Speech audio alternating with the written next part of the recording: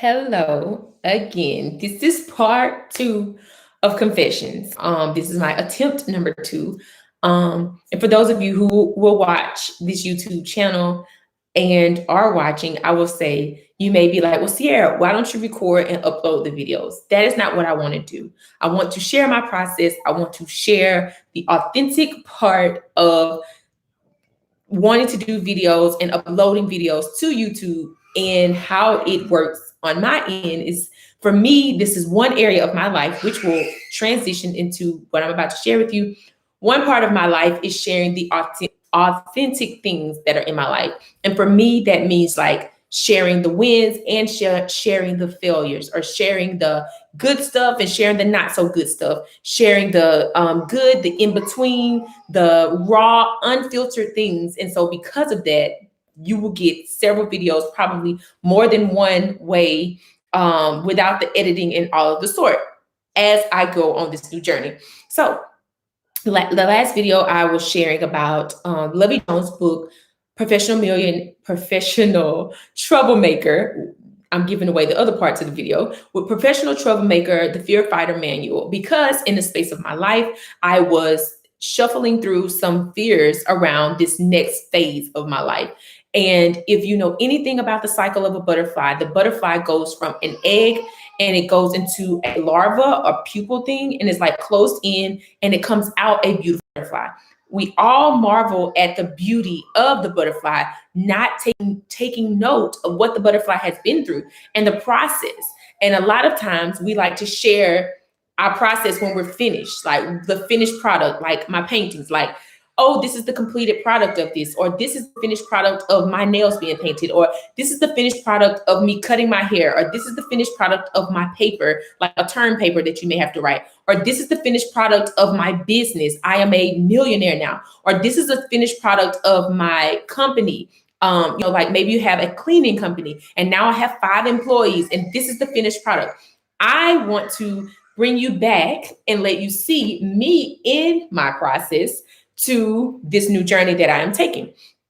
And so I have this piece of paper, which I'll share, which I did this in 2019. I've been on this journey of freedom since about I want to say about 2017 is when I realized that was the journey, that this is the journey that I was on. And I acknowledged it and like really, really soaked into it in about 2018. It was like, hey, this is a journey that I am willing and I'm willfully going on, I should say. I don't know if I knew that I was able to do it. I don't know if I was like, oh my goodness, this is something I can do. And for me, my journey started spiritually, which I believe all of our journeys do. However, everybody's not into that awareness just yet. And what I mean by that is like when you're on a journey, you sometimes don't have all the things that you need in your toolbox. You don't even really know what to pack. You just know that there's been a shift in your life or something has happened that's differently than what you are used to, or something has changed dramatically. And you're like, I have to change, whether that was a sickness, whether that was a massive amount of money that you had come into, whether that was, oh, I was posting pictures of my photography and someone saw them and now I am taking pictures for a very huge celebrity, or whether it was like I have hired 5 people to join me in my company and now I can do so much more with my time. So whatever those things are for you, I want to say to you that those things started spiritually before you saw them manifest physically, emotionally, in all the things. However, wherever you are and wherever you have the understanding for where you are in your process, it's okay. We're all on a journey. Some of us are aware that we're on a journey. Some of us will be on the same path for a very long time because we are not aware that we are in a cycle. And until we come to the awareness that this guy keeps coming into my life because I am in a cycle of unhealthy habits. I was reading somewhere on Instagram today where a therapist had asked a question and I thought it was genius. She asked the question, someone was asking her about narcissists. And those are people who, you just go look up the word because so many people have so many definitions, but people who are like self-centered and they're really built their world around them. They're very closed-minded and don't really have a way to see things that other people see things in the way that other people see them. They're not willing. I would say that. But you can go look up the definition and the clinical definition, I would say, for the word narcissist. However, someone was asking her a question about that, and what she said, she gave them questions to ask themselves. And one of the questions that she asked, and I messaged her and was like, "Oh my goodness, that's an amazing question." She asked the question and she said, "What do you get out of being in relationship with people like this?" And she also asked, she said, "What are you trying to?" I think she said like, "What are you trying to prove?" Or okay, I'm gonna have to pause one more time.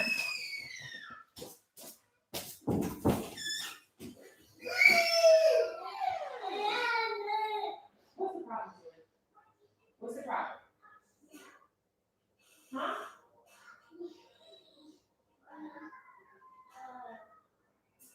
I'm recording. He wants to get.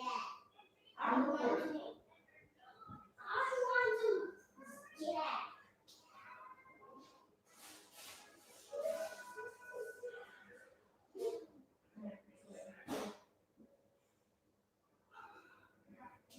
Get on the couch, woman. Don't move. Don't move. You want to come back.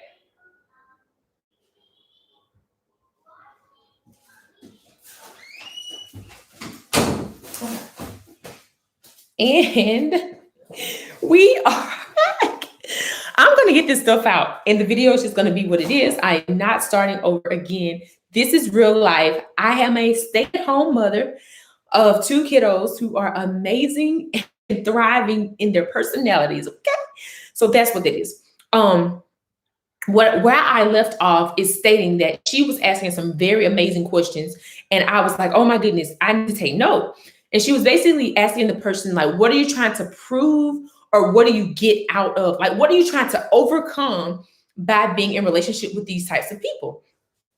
And listen, I wrote the, I'm going to be journaling about that because sometimes what we don't realize is in our journeys to healing, in our journeys to going in our journeys to becoming millionaires, in our journeys to wanting to have people on our team inside of our businesses, in our journeys to becoming business owners, in our journeys to become a better mother, in our journeys to become a better father, in whatever you are in your journey, and wherever you are in your journey, and you want to become better, or you want to do something different, or you want to change from this to that, there are gonna come what we can call roadblock. It can be a roadblock, or it can be a stepping stone to where you're gonna go. And so when she asked these questions, I was like, "Oh my goodness, what did I get out of being in a relationship with different types of people? What did I get out? What was I trying to overcome?" And I'll be honest, this is one of my confessions. I spent a lot of my time in horrible relationships because I wanted to feel worthy. I wanted to feel like I was fixing something or someone.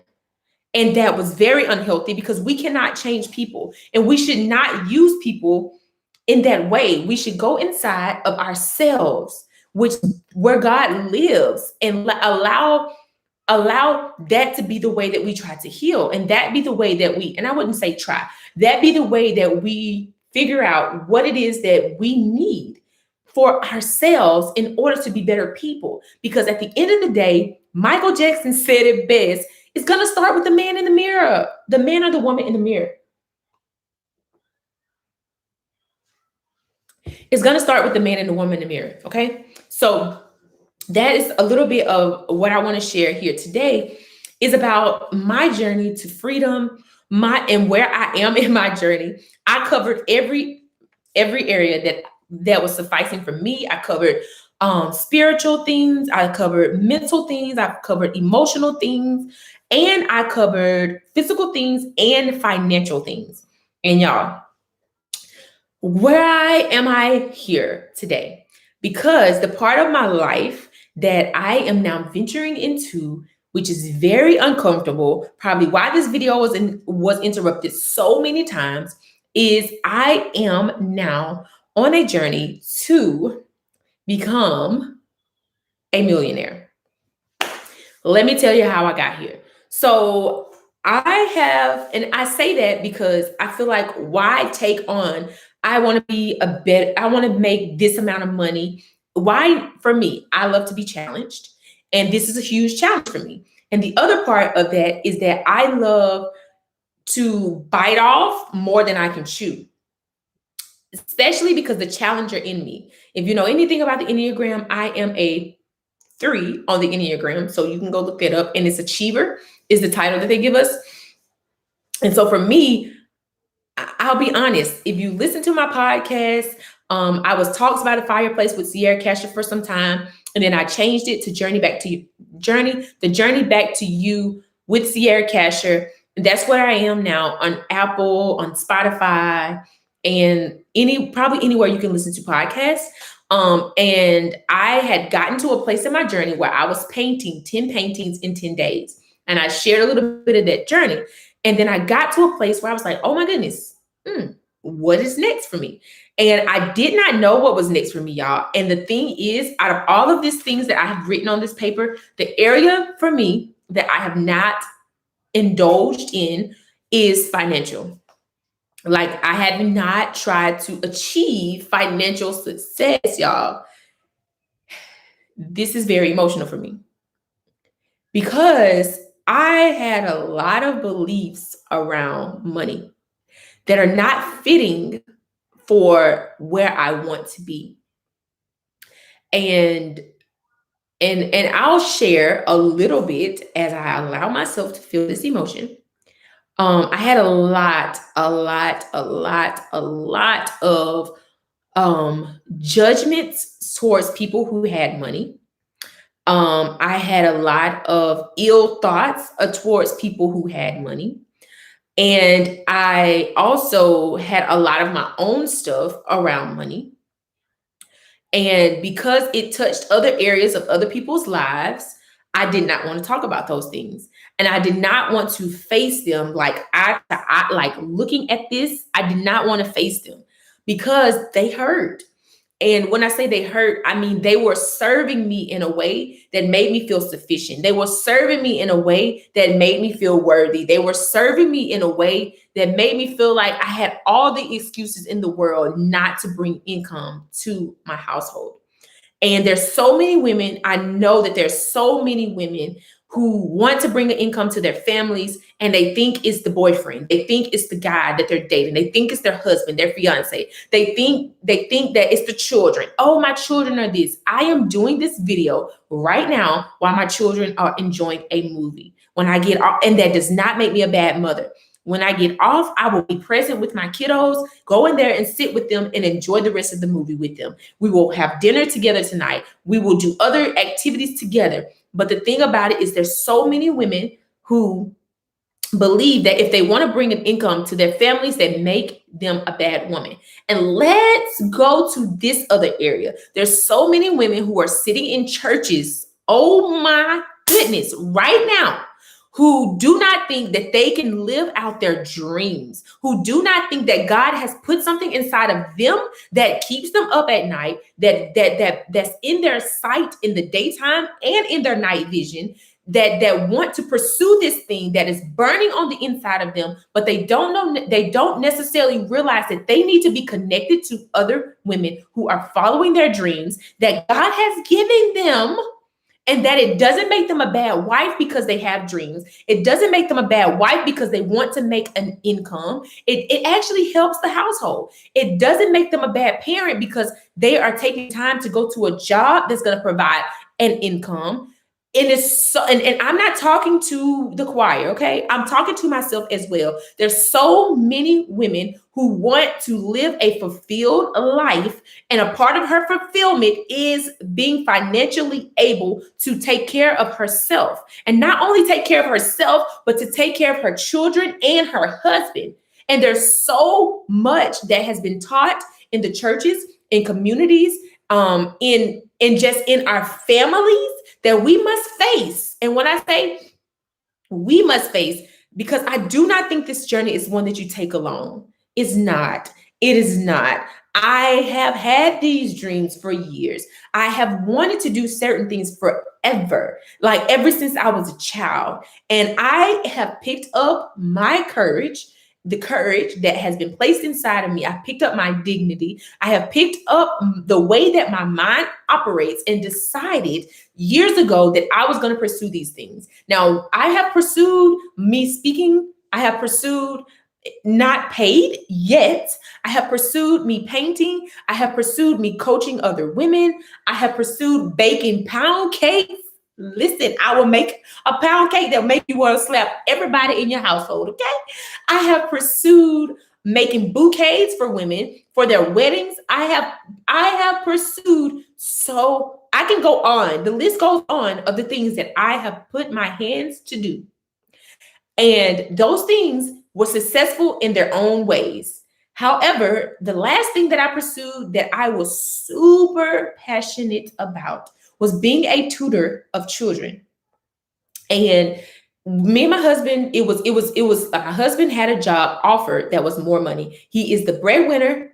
This is not going to be our story any longer, but he is the breadwinner of our family right now. And because of that, it has allowed me to do the things that I am super, super passionate about. I listed those things. I love to bake. I love to make a mean pound cake. I love to do crafty things. So almost everything that I did required me to use my hands, and it required me to use my voice. But I had closed my voice down at some time because there was like very, very like, it was like a massaging was happening of the things that I had been taught, and the things that were not, they were watered down in truth, but they were not the truth. And so as I have been navigating this journey, I have found so much more fulfillment by connecting to women that did not necessarily have a religious background, and that were not necessarily trying to teach me religious ways. I had to catch myself and calm down, because I want to be sensitive to women who may still be in spaces like that. And I want to say to her, if you ever watch this video, beautiful, it is okay to want more out of your life. Beautiful, it is okay to want to pursue your dreams. The things that God has placed inside of you to do, those are like, don't ignore it.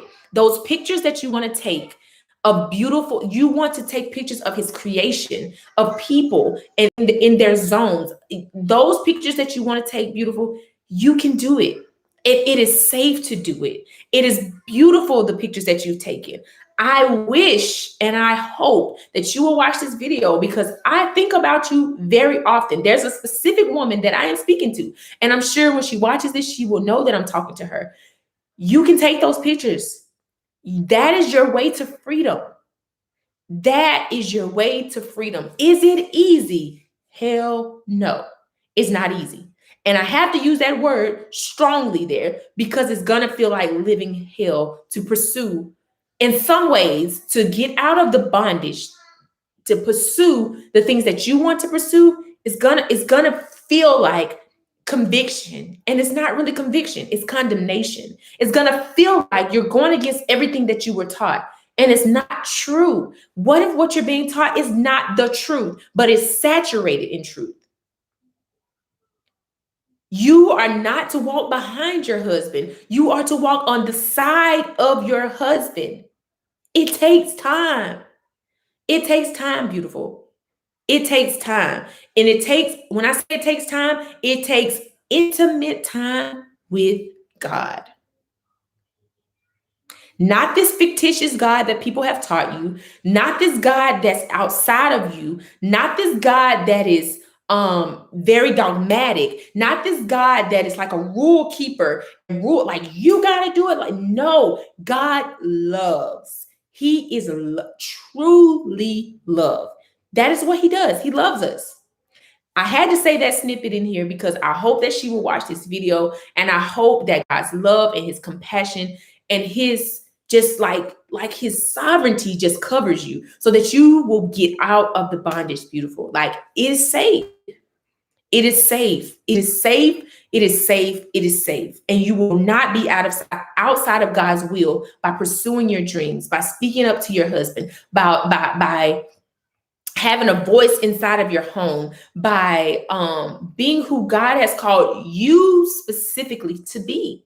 He's called your husband to do something. He's called you to do something. They are not the same. They're not the same. I will move along now. Let's talk about some money. Okay. So the second book that I want to share, the second thing I want to share on here. So my confession, that was a part of my confessional. I have wanted to pursue I have wanted to make money for years, and I show y'all more proof of that. Last year was 2020, and this is 2021. So in 2020, I answered 21 questions by someone who is an influencer on. She actually has a YouTube channel as well, Stacy Flowers. She had 21 questions that I think I started these questions in 2017 or 18. Maybe 20 at the end of 2018, 2017 into 2018. And I've answered these 21 questions. And on one of the questions, she asked this question. She asked about our values. So my confessional here is that, so the first confessional is about money. I want to pursue, I will be a millionaire. Mark my words, I will be a millionaire. The other thing that is the other confessional is that one of my values has changed. One of my values has changed. And I don't know if it's just necessarily one. There's a second one that I'm thinking that's changing, but I did not answer these questions for the year of 2021 because in 2020, we all know it was like a whirlwind. And so I did not set out new, this is very different for me. I did not set out new like aspirations for the year 2021 because what I set out, I refined what 2020 things were, but I did not set out to do anything new because I still feel like I am still in 2020 with these things.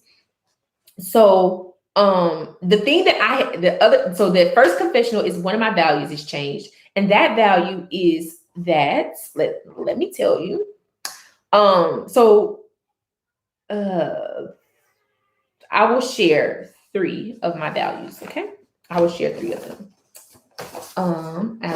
I know what they are, but I'm trying to locate. I've written. Okay, so the first one of the things I truly, truly value is my freedom. My freedom. My freedom. The second value that I have is self-awareness. The third value that I have on here is God encounters or God moments. And the last one that I have.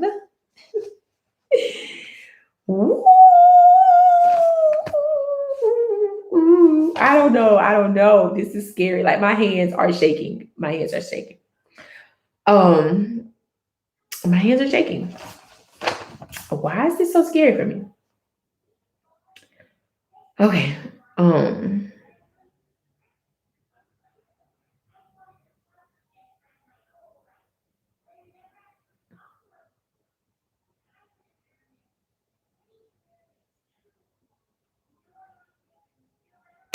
The last value that I have on here is resilience, and that value is changing.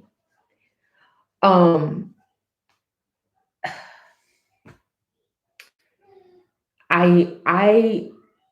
no longer value it like I thought I did. And for me, resilience just meant for my ability to bounce back from troubled times and my ability to be able to bounce back from things that have hurt me or bounce back from my back being against the wall. And it was, if I'm honest, it was tough. It was tough. And I've spent some time with my future self and let her know that it is okay, that this value is changing. And it's okay that I no longer want to be known as a resilient person. I'm not going to share what my new value is yet. Maybe I'll do another video, but that value is no longer a value of mine. And that is super hard for me.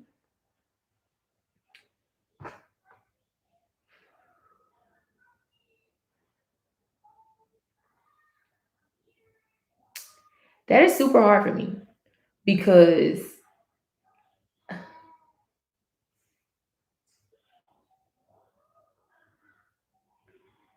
for some time, even I took some speaker training. And in speaker training, I was telling the trainer that pain is a catalyst for change. And that was such intertwined with my story of being sexually abused as a child. And that's a part of my story. That's not my story. I believe that we all get to write our new story. We all get to, like, when you become aware of what your story is and where you desire to go and where you desire to be, and you believe who God says that you are, you can write a new story. And for me, I can paint a new story. So letting go of resiliency as one of my top values, it was hard. And I think as I got to feel what it felt like to be, like, deeply loved by my husband, and to be deeply seen by my friend. I have a friend who is amazing. To be deeply seen by her. And I have another friend, she saw me and was able to tell me some truth about myself, and be deeply loved by her and seen and carried. I was like, I don't want to be Brazilian anymore. Like, they broke that for me. Like, they truly, truly tapped into a part of me that was like, I didn't know that people could love my flaws. I did not know that people could say, Sierra, I know that you see this as a flaw, but this has been a help to me. I did not know that it is safe for me to, like, be myself, and people will gravitate towards that. That is amazing to me. And that there are people in this world who are like, I know that you are down right now, but I am here to help you get back up. There are people who have stood by my side financially that I could not have even asked for this.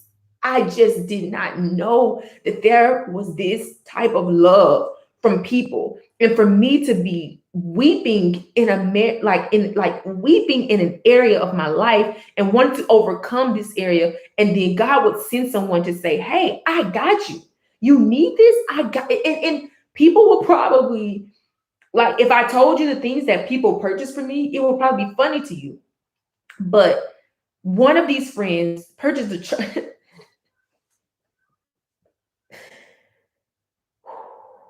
one of these friends purchased a charger, a phone charger. And to you, that may not be something big. Sierra, a phone charger, that's probably about $15, $20, $30 at the most. Girl, somebody bought you a phone charger. Whoop-de-doo. Well, guess what? This video is not for you, okay? You can get off now and you can pass on. But for me, that meant so much that I didn't tell her, hey, can you buy this? She just knew. She just knew. And she's volunteered and said, here you are. And it's like, so many times I would look over my life and think that I was being prideful about my strengths, or being prideful about the way that I showed up. And then God would say, in the most gentlest way, send someone to supply something that I desired, supply something that I needed. And I was like, oh my goodness, um this is like fresh air. Like, people say, like, this, I like, people refer to others and they say, you are like a breath of fresh air, or you are like water to my thirst, or I like cheesy things, so I'm going to use those. You are like water when I'm thirsty, or you have been like such a pillow. I refer to one of my friends and I tell her she's my pillow to lay my head on. And it's amazing to me how you can have people that come into your life and just change a value that I held on to, this value so strongly.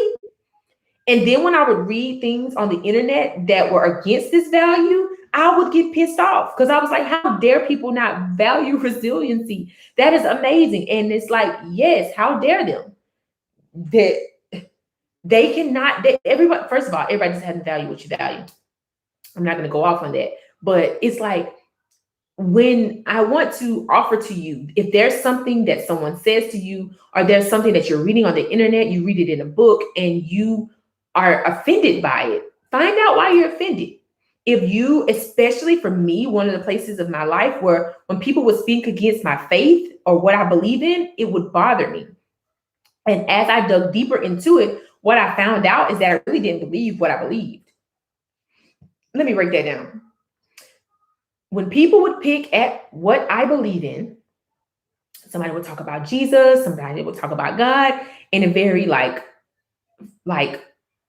in a way that wasn't lovely or gentle, it would offend me. And what I realized is that my faith was being tested in those moments. And if I believe what I believe, it's gonna, like, the truth is gonna stand regardless. And so it was not that their words were hurting me. It was that there was an area in my life that I lacked faith or I lacked belief in. So when they would touch on that area, it was sensitive. And so, like I said, having these friendships and having these women in my life has changed me and has given me a new value. They have helped me to unvalue something. And as I took some time off of Instagram for like 2 weeks, and I spent time with this new woman, and her new value is going to serve not only me well, but it's going to serve my family, my children, their children, my husband, his family, my mother, it's going to serve all of us well. And I'm excited about it. But I will say that it was hard, and I'm still pulling parts of myself out of that it's okay. You don't have to be resilient here. You can be weak. It's okay. When you thought that you had to be strong, you weren't really being strong in you, Sierra. You were being strong in God in you. And for me, that was huge, because now I realize that it's okay to be weak. It's okay for me to share these videos and record 2 and 3 times, and y'all hear my children screaming. You hear me having to go to the door to answer the door to give something to someone. You see me, when my skin was like broken out, and I was getting on here with pimples and all of the things, and you see me. And I was grateful then, and I am even more grateful now to be able to get on here with a glowing skin and to have my hair shaved and be feeling like the best woman in the room, can't tell me nothing, and to be on here and sharing these truthful words with you, that this is my journey and this is where I am. And I would ask that if anything that I've said this far has rubbed you or has touched a spot inside of you, that you would find out what it is and why. Like, why do I feel this way? Or if my joy and excitement and I don't know if to call this that sexiness. If even me using that word bothers you, go and beautiful, sit with yourself and sit with God and ask, what is it? Why am I offended when she said this? Like, what is it inside of me that doesn't agree with what she's saying? And it's okay, because like I said, those two women, and it's or other women, but these two specifically in my life have uprooted a value that I held on to so strongly. And there's that. So that is my confession. That is my confession. And she comes. Okay, anyways. Anywho. So this next part of this video, if you don't want to hear about money, then you want to, get off. Or if you don't want to hear about money, then this is where you get off, okay? Because the rest of this is going to be talking about I told my friend, we're going to be talking about money, okay? We're going to be talking about money and how we're going to talk about money. Let's just say it that way. So in the book chat this month, we were reading a totally different book, but this is I think we're in like the second or third week in July. However, for the next book chat, I'm going to share this book that we are going to be reading, and it's going to be called We Should All Be Millionaires. I am not going to give any spoilers to the book, because I would love for several women to join me in on this book chat. I have completely adored this book. And have you ever went to somewhere and you got something good to eat, and every time you go, you got to get it, or you got something you got a strawberry twist or something like drink, and every time you go to this particular restaurant, you have to have that drink. Listen, this book right here has changed me. It's a book that I didn't know that I need. I did not know I needed. I did not know that I needed. I did not know that I needed. One of my friends, I was not on social at the time because I was spending time with this woman that I am becoming. And I was, dealing with all of the things that were coming up around this new value changing. And she sent me a video of these three ladies on Instagram, like one of Stacey Flower, Siobhan Sudbury, and Ashley Joy. They're on Instagram. If you want to Google them, Google them. I think so. If you want to Instagram them, then you can follow them. They are beautiful women.